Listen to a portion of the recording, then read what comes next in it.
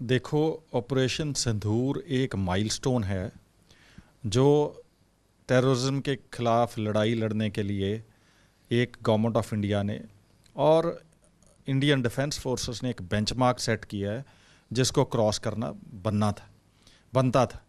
उसका रीज़न ये है कि हम पिछले 3 दहाकों से ज़्यादा टाइम से पाकिस्तान की तरफ से उनके ख़ास करके फ़ौज की लीडरशिप और आईएसआई की तरफ से मोस्टली डिक्टेटरशिप रही है। वो तो सिविलियन गवर्नमेंट को चलने ही नहीं देते, डेमोक्रेसी को सर्वाइव ही नहीं करने जाते, नहीं तो उनका सारा धंधा ख़त्म हो जाएगा।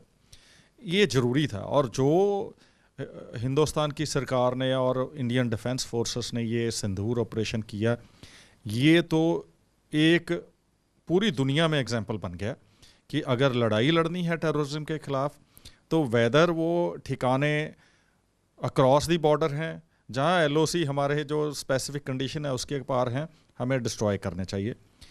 अब ये कोई बुरी बात नहीं है, हमें पैनिक नहीं करना चाहिए।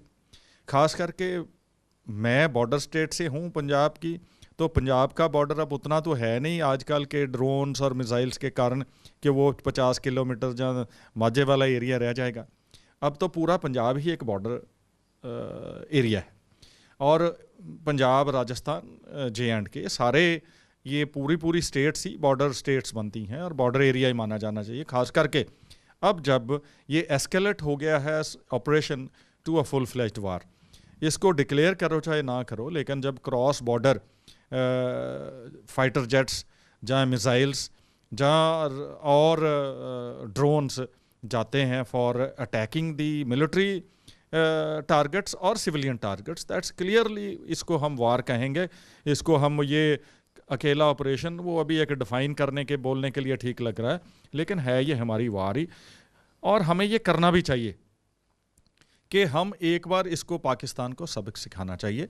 और मैं चाहूँगा कि मैं, क्योंकि इंटरनल सिक्योरिटी में रहा हूँ और सिविल डिफेंस में देखा हुआ है, इसमें एक बात करने वाली है कि क्योंकि मैंने जैसे अभी बताया कि जो हमारी सिविलियन टारगेट और मिलिट्री टारगेट्स हैं मॉडर्न वारफेयर में वो मर्ज हो गए, इसलिए सिविलियंस जो हमारी पॉपुलेशन है उनको गवर्नमेंट ऑफ स्टेट गवर्नमेंट्स को चाहिए कि एक पूरा क्राइसिस मैनेजमेंट के लिए जो इनकी स्टेट लेवल की क्राइसिस मैनेजमेंट ग्रुप होता है वो प्रोएक्टिवली काम करे।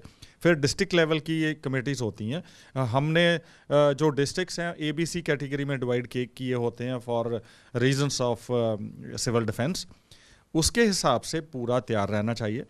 पब्लिक को पैनिक नहीं करना चाहिए।